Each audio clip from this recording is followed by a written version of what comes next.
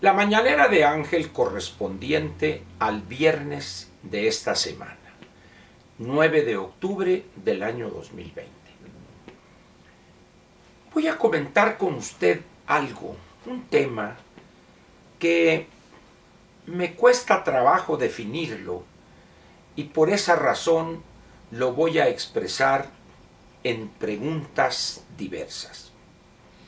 Esto ha sido el resultado de pláticas en los últimos días con amigos que se mueven en diferentes ámbitos, algunos en la asesoría política, otros en el análisis económico, otros en el área jurídica y no pocos en actividades productivas, la agricultura de exportación, producción de carne de cerdo, etc. Son pláticas producto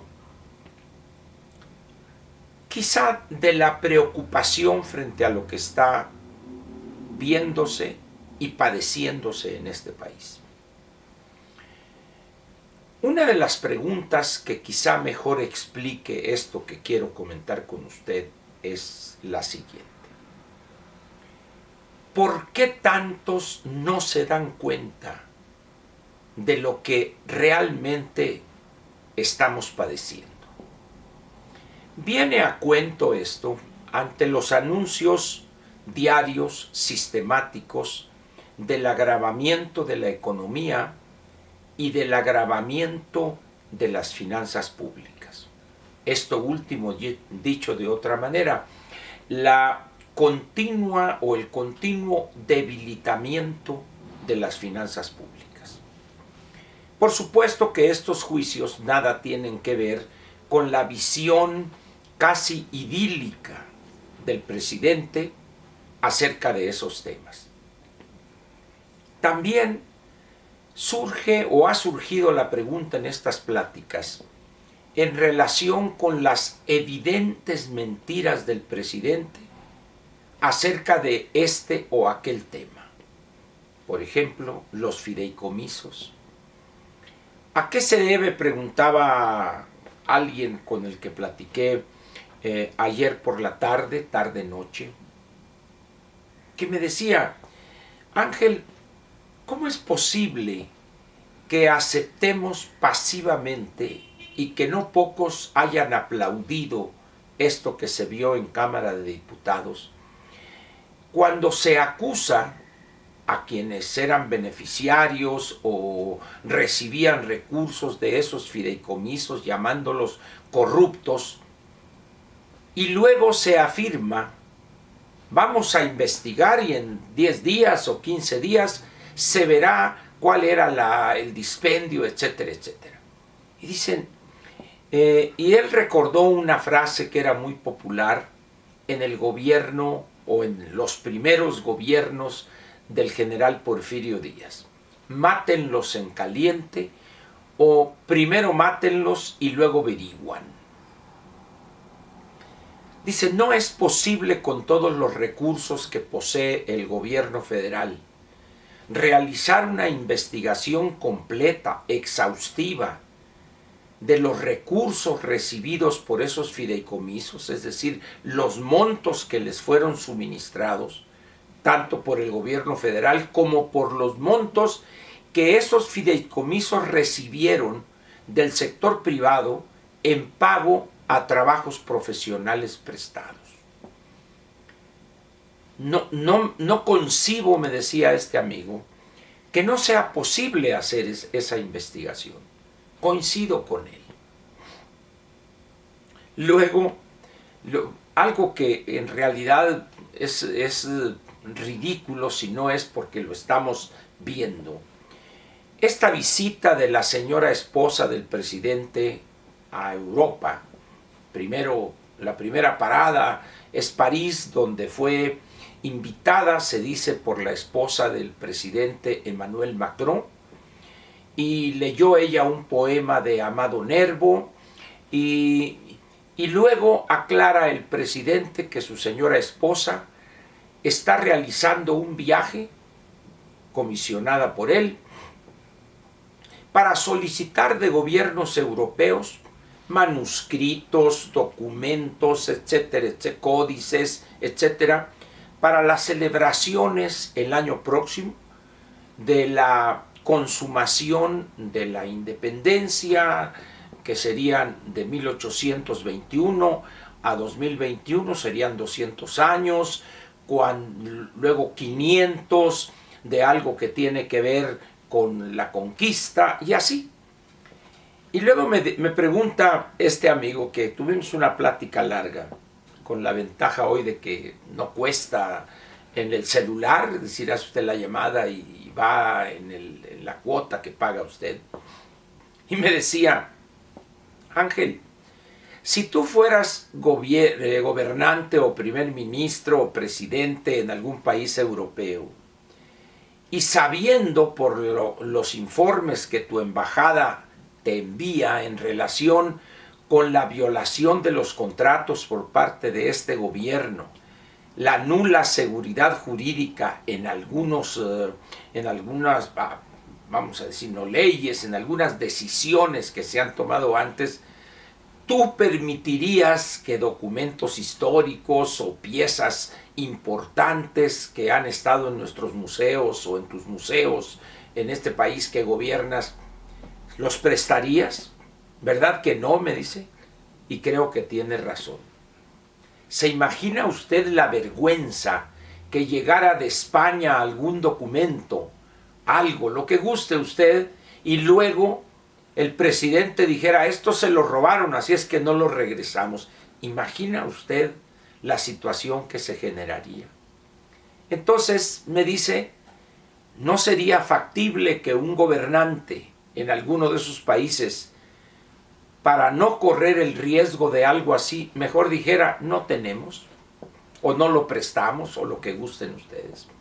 Y así. Al final, en varias de esas pláticas, las preguntas y los comentarios derivaron en esto que comento enseguida con usted. ¿Por qué decenas de millones de mexicanos no se dan cuenta la gravedad de la situación y el rumbo que está tomando el país rumbo al precipicio? ¿Por qué?, me dice. Y empezamos a comentar, cada quien desde su punto de vista, en un Zoom que organizamos, y llegamos a una conclusión, la cual comparto con usted.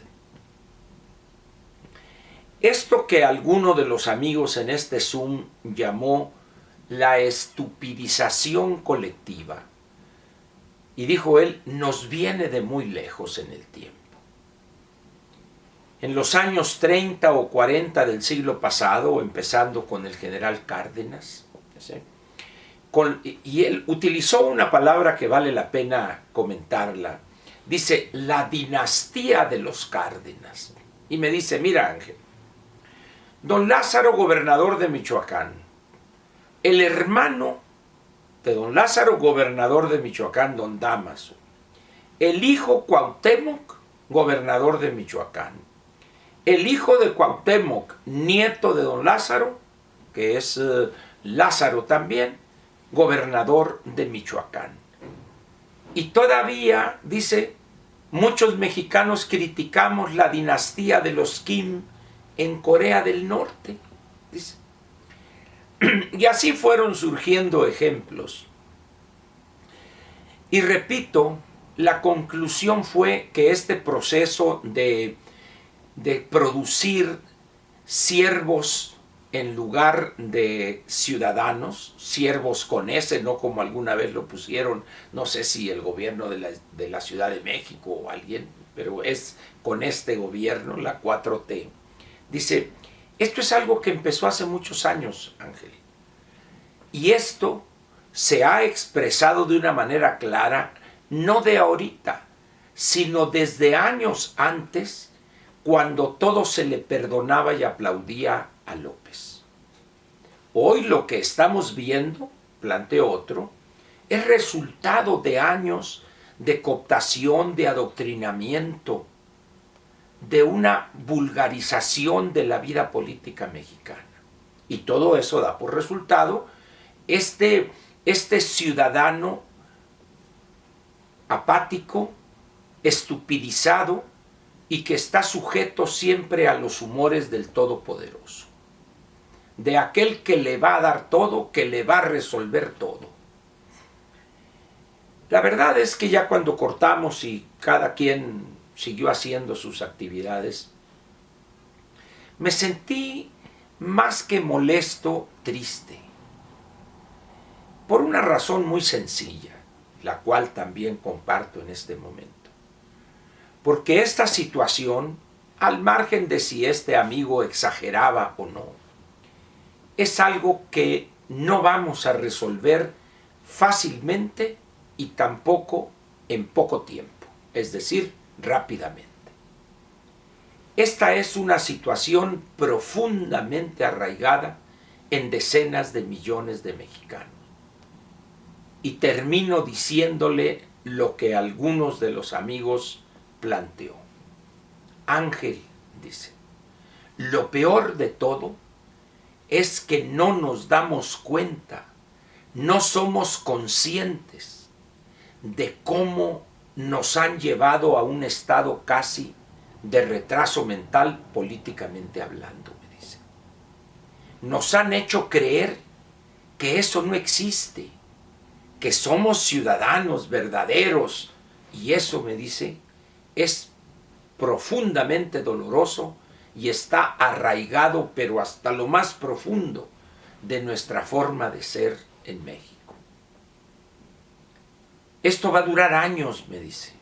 No te hagas ilusiones de que porque tú, esto y otras gentes allá están tratando de sacudir la conciencia de las personas. Y me dice este mismo amigo, no seas ingenuo, me dice. No supe qué contestarle. Y no sé tampoco hoy qué decirle a usted. ¿Está usted de acuerdo con lo que mencionó este amigo?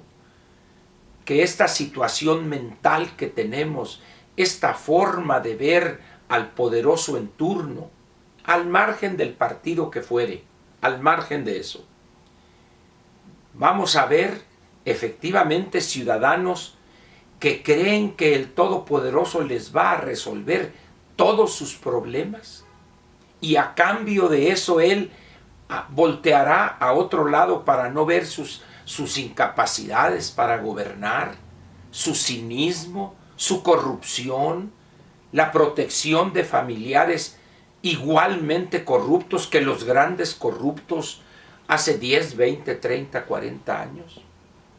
Y otra vez no supe qué contestar. Por eso acudo a usted, no para que me responda a mí, sino más bien para que usted mismo se responda. ¿Tendrán razón estos amigos con los que normalmente comento estos temas, que efectivamente así somos? ¿Que seremos capaces de creer que efectivamente López está combatiendo la corrupción? ¿Que efectivamente están manejando correctamente la pandemia? ¿Que efectivamente las finanzas públicas están fuertes, sanas y sólidas? Y la verdad es que yo creo que no. Pero el comportamiento de decenas de millones de mexicanos que apoyan y defienden ciegamente y en no pocas veces casi de manera violenta y siempre de una manera grosera ante el otro, creo que tienen razón. Pero yo esperaría que usted respondiera a las preguntas que le dejo hoy, que yo la verdad no he sabido contestar. Por lo pronto se las digo hoy viernes para ver si le queda tiempo en este fin de semana prestarles atención. Por lo pronto le suplico perdone mi impertinencia y le agradezco además el que haya estado aquí conmigo. Nos vemos mañana sábado y pasado mañana domingo. Gracias.